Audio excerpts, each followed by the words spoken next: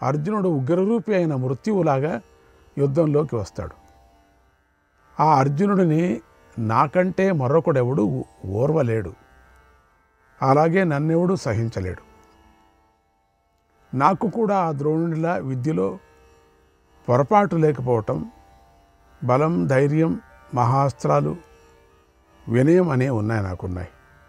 అలాంటి మహాత్ముడే మృత్యువుకు వశుడైపోయాడంటే ఇక ఇతరులందరూ చావుకు దగ్గరయ్యారనే అనుకుంటున్నా నేను.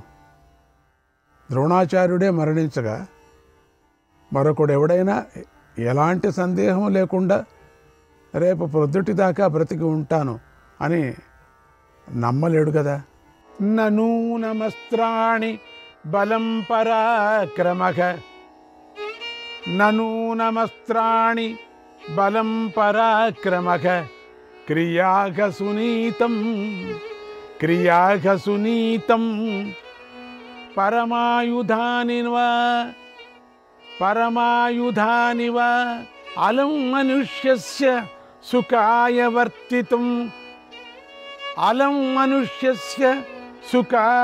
వర్తితుం తథా హి యుద్ధే నిగతః పరైర్గురుః. కనుక అస్త్రాలు, బలం, పరాక్రమము, ఉత్తమ కార్యాలు, ఉత్తమ నీతి, ఉత్తమ ఆయుధాలు కానీ మానవుడు సుఖంగా ఉండటానికి పనికిరావు. ఎందుకంటే ఇవన్నీ ఉన్న ద్రోణుని యుద్ధంలో శత్రువులు సమరించారు. ద్రోణాచార్యుడు పరాక్రమంలో మహావిష్ణువు, ఇంద్రుడితో సమానమైనవాడు, అంత పెద్ద గొప్పవాడు. నీతిలో బృహస్పతి, శుక్రాచార్యుడితో సమానమైనవాడు. అలాంటి ద్రోణుణ్ణి రణభూమిలో ఏ అస్త్రము రక్షించలేకపోయింది. ద్రోణుడి మరణం తర్వాత అన్ని వైపుల నుంచి ఆహాకారాలు వినిపించాయి. స్త్రీలు, బాలురు, వృద్ధులు రోధించారు. అప్పుడు దుర్యోధనుడి యొక్క పురుష అహంకారం అణిగిపోయింది, పౌరుషం నశించిపోయింది.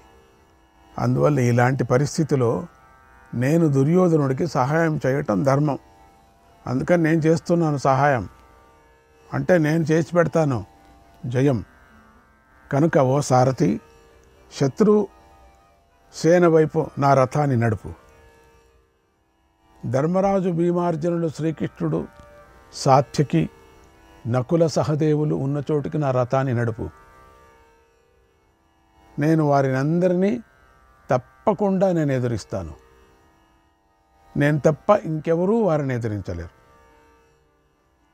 ఖండితం నేను ఎదిరిస్తాను. నడుపు. వాళ్ళు ఎక్కడున్నారో చూసి నాకు నా రథాన్ని సరిగా నడుపు. ఓ శల్య, నేను పాండవులను ఎదుర్కొంటాను. దుర్యోధనునికి తప్పకుండా రాజ్యం లభించాలి. అతడి కోరుకున్న ప్రయోజనం నెరవేరాలి. ఇదిగో దివ్యరథం. ఇది పెద్ద పులితోలుతో కప్పబడి ఉంది. దీనికి ఉత్తమమైనటువంటి అశ్వాలు కట్టబడి ఉన్నాయి. ఈ రథాన్ని నాకు పరశురాముడిచ్చాడు. దీనికి బంగారుమయమైనటువంటి 3 కోశాలు ఉన్నాయి. దీనికి త్రివేణుకం ఉంది. ఇది ప్రయాణించేటప్పుడు దీని ఇరుసు, చక్రాలు ధ్వని చేయవు. ఈ రథాన్ని ఆయన చక్కగా పరిశీలించే నాకు ఇచ్చాడు. అలాగే పరశురాముడు నాకు ధనస్సును, ధ్వజాలను, గదలను, భయంకరమైన ఆకారం గల బాణాలను కూడా ఇచ్చాడు. తేజోవంతమైన ఖడ్గాన్ని, ఉత్తమ ఆయుధాన్ని, ఉగ్రంగా శబ్దం చేసే తెల్లటి శంఖాన్ని కూడా ఇచ్చాడు. ఈ జెండా పిడుగుపాటు వంటి ధ్వని కలదిగా ఉంది. దీనికి తెల్లని గుర్రాలు కట్టబడి ఉన్నాయి. ఇందులో ఉత్తమమైన అమ్ముల పదులు ఉన్నాయి. అటువంటి ఈ శ్రేష్టమైన రథాన్ని ఎక్కి నేను అర్జునుడిని వధిస్తాను. ఓ శల్య, ఒకవేళ అందరినీ చంపేసే మృత్యువు అర్జునుడి మాత్రం కాపాడుతూ ఉంటే నేను ఆ మృత్యువును కూడా ఎదిరిస్తాను, ఆ మృత్యువును కూడా చంపేస్తాను. ఏమైనా మాటనా ఇది? మృత్యువును కూడా చంపేస్తాను. ఇక మాటలు అనవసరం. అర్జునుడిని రక్షించాలని యముడు, వరుణుడు, కుబేరుడు, ఇంద్రుడు మొదలైన దేవతలందరూ కలిసి ఒకేసారి తమ సేనతో ఇక్కడికి వచ్చినా కూడా పర్వాలేదు, నేను భయపడను, వారితో యుద్ధం చేసి అర్జునుడిని గెలుస్తాను, ఇది నిజం అన్నాడు. అలా యుద్ధోత్సాహంతో గొప్పల మీద గొప్పలు చెబుతున్న కర్ణుడి మాటలు శల్యుడు విన్నాడు. అతన్ని అపహాస్యం చేసి ఇలా అన్నాడు, ఓ కర్ణ, ఇక బడాయి మాటలు ఆపు. ఎందుకంటే రథసారథి రథికుణ్ణి అంటే ఆ రథ యజమానుని సారథి ఈ మాటలు అనకూడదు ఎప్పటికీ, అదొక నియమం ఉంది. కానీ ఇక్కడ మనం మర్చిపోలేము మనం కదా. దుర్యోధనుడి దగ్గర మాట తీసుకున్నాడు కదా, నా ఇష్టం వచ్చినట్టు నేను మాట్లాడతాను జాగ్రత్త అని, అందుకేం అనుకోకూడదు అని ముందుగానే మాట తీసుకున్నాడు. ఇంకొక మాట కూడా అన్నాడు, నడిపేది కూడా నా ఇష్టం వచ్చినట్టే నడుపుకుంటానన్నాడు రథాన్ని, అది కూడా మాట తీసుకున్నాడు. ఇలా అన్నాడు, ఓ కర్ణ, ఇక బడాయి మాటలు ఆపు. లేకపోతే మహారాజుకి ఎవరైనా అట్లా ఒక డ్రైవర్ అట్లా మాట్లాడతాడా? ఈయన మహారాజు కదా, ఈయన కూడా ఒక పెద్ద మహారాజే కదా. అసలు పట్టుకొచ్చిందే తప్పు, రానని చెప్పాడు అయినా వచ్చాడు. ఆపు, ఎందుకంటే కర్ణుడిలాగానే శక్తివంతుడు కూడా తాను కూడా. గొప్పలు చెప్పకయ్యా అంటూ ఇంకా ఘాటుగా ఇలా అన్నాడు, ఓ కర్ణ, నీ ప్రగల్భాలు చాలించి నేను వినలేకపోతున్నానయ్యా. ఈ గలాటాలో కూడా ఎంత ఉత్సాహం ఉన్నా హద్దు మీరు మాట్లాడకూడదు, హద్దుల్లోనే ఉండి మాట్లాడాలి. ఆహా, అర్జునుడెక్కడయ్యా, నువ్వెక్కడా? ఆ మానవ శ్రేష్ఠుడెక్కడయ్యా? మానవాధముడైనటువంటి నువ్వెక్కడయ్యా? అర్జునుడు కాకుండా ఇంకెవడైనా ఇంద్రుడి చేత రక్షించబడే అమరావతిని జయిస్తాడా? శ్రీకృష్ణుడితో రక్షించబడే ద్వారకా నగరాన్ని ఎదిరిస్తాడా? శ్రీకృష్ణుడు చెల్లెలైన సుభద్రను హరిస్తాడా? ఆ పని ఎవడైనా చేస్తాడా? చేయలేడు కదా. కనుక గొప్పలు చెప్పక మాటను అదుపు చేసుకో, హద్దుల్లో ఉండు. అలాగే అర్జునుడు ముల్లోకాలకు ప్రభువైన ఈశ్వరుడైన శంకరుణ్ణి యుద్ధానికి పిలిచాడు. అప్పుడు అడవి జంతువులను సంహరించటంలో వారికి వివాదం కలిగింది. అప్పుడు వారి మధ్య యుద్ధం జరిగింది. ఇది అర్జునుడు తప్ప ఇంకెవడైనా చేస్తాడు? నువ్వు చేస్తావా? ఎవడైనా చేయగలడా? ఇంకా ఎక్కువైపోయింది పాపం, చాలించుకున్నాడు. ఎందుకు లేని చెప్పు. ఇది ఇంద్రుడు వంటి పరాక్రమం గల అర్జునుడు ఒక్కడికే సాధ్యమైంది, నీకు కాదు. కనుక గొప్పలు చెప్పకు, మితిమీరకు, నోరును అదుపులో ఉంచుకో. అగ్నిదేవుడి యందు గౌరవంతోనే అర్జునుడు రాక్షసులను, దేవతలను, మహాసర్పాలను, నరులను, గరుడులను, పిశాచులను, యక్షులను, రాక్షసులను బాణాలు వేసి జయించాడు తెలుసా. ఇంకా నయం, అస్త్రాలను ప్రయోగించలేదు. వారి అదృష్టం బాగుంది, గ్రహించు. వాళ్ళకేమైనా అస్త్రాలు వేసింటే గోయింది వాళ్ళు. అర్జునుడు సులభంగా ఖాండవ వనాన్ని అగ్నిదేవుడికి ఆవిస్సులు ఇచ్చాడు. ఓ కర్ణ, కురుజంగాలలో ఘోషయాత్ర సమయంలో గంధర్వులు శత్రువులై దుర్యోధనుడిని అపహరించారు. నీకు ఈ ఘటన బాగా గుర్తు ఉండే ఉంటుంది కదా. నువ్వు ఏం చేస్తూ ఉంటావు అప్పుడు కూడా ఈ అర్జునుడే శత్రువులపైన సూర్యకిరణాల వంటి బాణాలు ప్రయోగించాడు. అప్పుడేమైపోయింది నీది? అసంఖ్యాకులైన శత్రువులను వధించాడు. దుర్యోధనుడిని బంధవిముక్తుడిని చేశాడు తెలుసా. ఆ సంఘటన నీకు గుర్తుంది కదా. ఒక్కసారి గుర్తు చూసుకో. అప్పుడు జరిగిన యుద్ధంలో నువ్వే కదా మొట్టమొదటిగా పారిపోయావు. అప్పుడు పాండవులే గంధర్వులను జయించారు తెలుసా. నిరంతరము పోట్లాటకు సిద్ధమయ్యే ధృతరాష్ట్రపుత్రులందరినీ విడిపించారు. నువ్వు లేవు కదా. ఏమయ్యావో నువ్వు? ఇప్పుడు ఏదేదో మాట్లాడుతున్నావు. ఇప్పుడు ఆ ఘటన గుర్తుకొచ్చిందా? పోనీ ఉత్తర గోగ్రహణంలో ద్రోణుడు, ఇంకోటి చెప్తాను నేను, అశ్వత్థామ, భీష్ముడు ఉన్నారు కదా. కౌరవులందరూ సైన్యాలతోనూ వాహనాలతోనూ ఎంతో సంతోషంగా ఉన్నారు కదా, ఉత్సాహంగా ఉన్నారు కదా. అప్పుడు అర్జునుడు ఏం చేశాడు? మీ అందరినీ ఓడించాడు. జ్ఞాపకం ఉందా? ఎంతో దుఃఖాన్ని కలిగించాడు. ఆ సమయంలో నీకు మంచి అవకాశం వచ్చింది కదా అర్జునుడిని ఎదిరించడానికి. ఏది మరి నువ్వెందుకు ఆ అవకాశాన్ని వదులుకున్నావు? అప్పుడెందుకు అర్జునుడిని జయించలేదు? అప్పుడేం చేశావు నువ్వు? ఓ కర్ణ, ఇప్పుడు నీ మరణానికే ఇంకొక మహాయుద్ధం వచ్చి పడింది. గమనించు, యుద్ధంలో ఒక్క మరణానికే తప్ప ఇప్పుడు మరణానికి మాత్రమే ఇది యుద్ధం. కనుక శత్రువుకు భయపడకు, యుద్ధంలో నుంచి పరిగెత్తకు. నేను తోలుతున్న రథాన్ని, నా రథం నుంచి కింద పడి నువ్వు పరిగెత్తావో నేనే పదరుకొని వచ్చి నిన్ను కొట్టి పారేస్తాను. జాగ్రత్తగా ఉండు. నువ్వు అట్లంతా పరిగెత్తకూడదు. నీ ఎప్పుడు పరిగెత్తేదే నీ పని. అదే గంధర్వ యుద్ధంలో పరిగెత్తావు, ఉత్తర గోగ్రాణ యుద్ధంలో అక్కడికి పరిగెత్తావు. ఇప్పుడు నాకు అనిపిస్తుంది ఇక్కడ కూడా పరిగెత్తావు అనిపిస్తుంది. యుద్ధ భూమిలో కనుక నిలకడగా ఉంటే నువ్వు తప్పకుండా మరణిస్తావు అన్నాడు.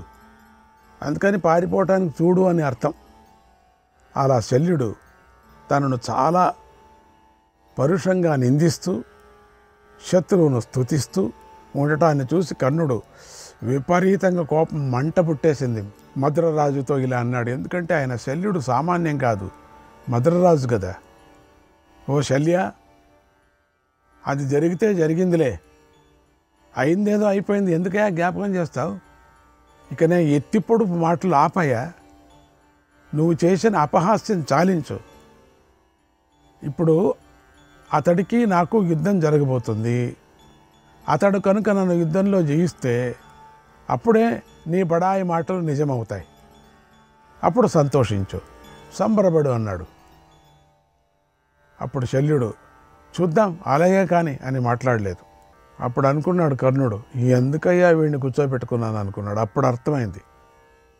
కానీ సారథి చాలా పెద్ద సారథి, కృష్ణుడు బలంతో ఉండేటువంటి సారథి.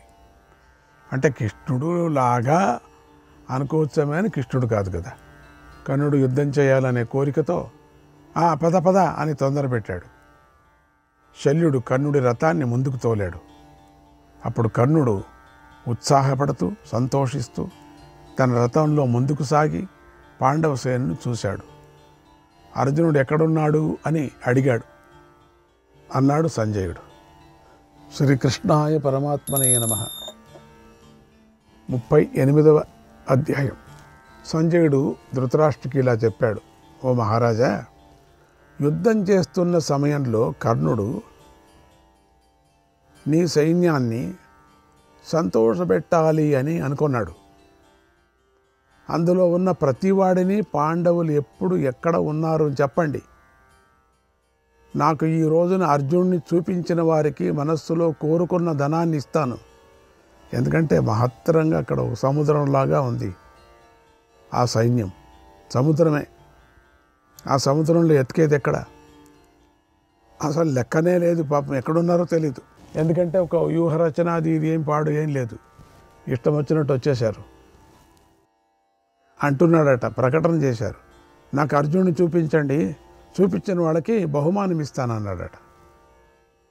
ధనం అక్కర్లేకపోతే బండెడు రత్నాలను ఇస్తానన్నాడు. అది ఇష్టం కాకపోతే ప్రతిరోజు పాలిచ్చే 100 ఆవులను కంచు పాత్రలను ఇస్తాను, లేదా 100 ఉత్తమ గ్రామాలను ఇస్తాను.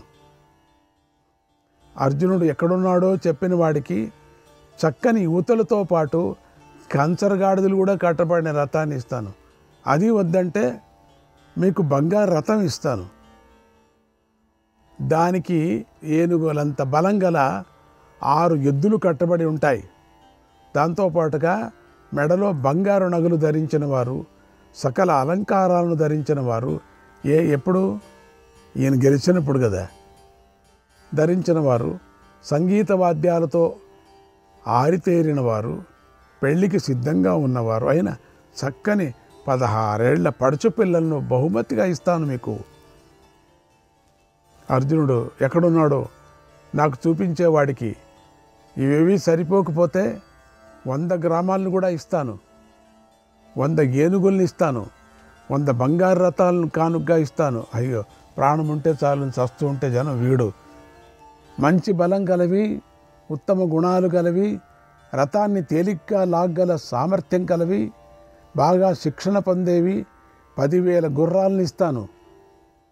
కొమ్ములకు బంగారు తొడుగులు కలవి, బాగా పాలు ఇచ్చే 400 ఆవులను దూడలతో సహా ఇస్తాను. అర్జునుడిని చూపించేవాడికి అది ఇష్టం లేకపోతే అంతకన్నా శ్రేష్టమైన ధనాన్ని ఇస్తాను. బంగారు అలంకారాలు, చక్కని మణిభూషణాలతో అలంకరించబడిన 500 తెల్ల గుర్రాలను బహుకరిస్తాను. రథానికి కట్టడానికి చక్కగా సరిపోయే 18 అశ్వాలను ఇస్తాను. ఉత్తమమైన కాంబోజి దేశంలో పుట్టిన అశ్వాలతో కట్టబడినది, స్వచ్ఛమైనది, బంగారుతో నిర్మించబడినది అయినటువంటి రథాన్ని బహుకరిస్తాను. అది తృప్తి కలిగించకపోతే 600 ఏనుగులను బహుమతిగా ఇస్తాను. అవి నానా విధాలైన బంగారు ఆభరణాలతో అలంకరించబడి ఉన్నాయి. వాటికి బంగారు గొలుసులు కూడా ఉన్నాయి. భారతవర్షానికి పశ్చిమ దిక్కులో గల అడవులలో అవి పుట్టాయి. గజశిక్షణలు వాటిని బాగా తీర్చిదిద్దారు. వాటిని బహుమతిగా ఇస్తాను. అర్జునుడి ఉనికిని చూపించేవాడికి ఇంకా ఉత్తమమైన ధనాన్ని ఇస్తాను. వైశ్యులు నివసించేవి, సర్వసమృద్ధాలుగా ఉన్నవి, ధనంతో ఉన్నవి, సమీపంలో అడవులు గలవి, జలం కలవి, ఎలాంటి భయాలు లేనివి, రాజభోజ్యాలైన 14 గ్రామాలను ఇస్తాను. అర్జునుని గురించి తెలిపేవాడికి బంగారు నగలు మెడలో కలిగి ఉన్నవారు, యువతలైనటువంటి 100 మంది మగధ దేశీ దాసీలను బహుకరిస్తాను. అర్జునుడిని చూపించేవాడికి అది కూడా ఇష్టం లేకపోతే అతడు కోరిన దాన్ని దేనినైనా స్వయంగా ఇస్తాను. పుత్రులు, స్త్రీలు, విహార వనాలు, ఇంకా నాకు ఉన్న ఇతర ధనంలో అతడు మనఃపూర్వకంగా ఏమడిగినా ఇస్తాను. శ్రీకృష్ణార్జునులు ఎక్కడున్నారో చెప్పిన వాడికి ఆ శ్రీకృష్ణార్జునులు సంహరించి వారి సంపదలన్నిటినీ ఇస్తాను, ఆ మాట నిలబెట్టుకుంటాను అని యుద్ధభూమిలో కర్ణుడు ఇలా అందరికీ లెక్కలేనన్ని బహుమతులు ప్రకటించాడు. తర్వాత సముద్రంలో పుట్టినది, మంచి ధ్వని కలదైనటువంటి తన ఉత్తమ శంఖాన్ని తీసుకొని గట్టిగా పూరించాడు. కర్ణుడు పలికిన ఆ మాటలు విని నీ పుత్రుడు తన సహచరులతో కలిసి ఎంతో ఆనందించాడు. ఆహా, ఎంత బాగా మాట్లాడాడు కర్ణుడు, ఏం ఆనందంగా ఉంది, ఈ ఉపన్యాసం ఎక్కడా నేను వినలేదు అనుకున్నాడు శల్యుడు. ఆనందపడ్డాడట శల్యుడు కూడా. ఆహా, ఏమయ్యా నువ్వు మాట్లాడావు. అప్పుడు అన్ని వైపులా నగారాలు మ్రోగాయి, మధ్యలో మ్రోతలు వినిపించాయి, వాద్యధ్వనుడు సింహనాదాలు వినిపించాయి, ఏనుగుల ఝంకారాలు వినిపించాయి. ఒకటా రెండా? ఓ రాజా, నీ సైన్యాలతో యోధులు ఎంతగానో ఆనందిస్తూ సింహనాదాలు చేశారు. ఇలా సంతోషంతోనూ ఉత్సాహంతోనూ నిండిన సైన్యం మధ్యలో నుంచి కర్ణుడు వెళ్ళాడు. వెళుతూ వెళుతూ ఆపకుండా ఇంకా గొప్పలు చెబుతూనే ముందుకు వెళ్ళాడు. ఈ మధ్యలో గొప్పలు చెప్తున్నాడు. రథాన్ని తోలుతూ ఉన్నటువంటి శల్యుడు ఆ గొప్పలను విని విని తట్టుకోలేకపోయాడు. చెవులంతా బద్దలైపోయింది. వచ్చిన నవ్వును ఆపుకోలేకపోయాడు. పెద్దగా నవ్వుతూ కర్ణుడితో ఇలా అన్నాడు. శ్రీకృష్ణాయ పరమాత్మనే నమః. 39వ అధ్యాయం. శల్యుడు ఇలా అన్నాడు. ఓ కర్ణ, బంగారు నగలు గల ఏనుగుల లాంటి 6 ఎద్దులను నువ్వు ఏ పురుషుడికి ఇవ్వనక్కర్లేదు. ఇవ్వకుండానే నువ్వు అర్జునుడిని చూస్తావు. ఎందుకంటే చూసేస్తావులే. ఓ రాధేయ్యా, నువ్వు చిన్ననాటి నుంచి కుబేరుడిలాగా ధనాన్ని దానం చేస్తూనే ఉన్నావు. శ్రీకృష్ణాయ పరమాత్మనే నమః.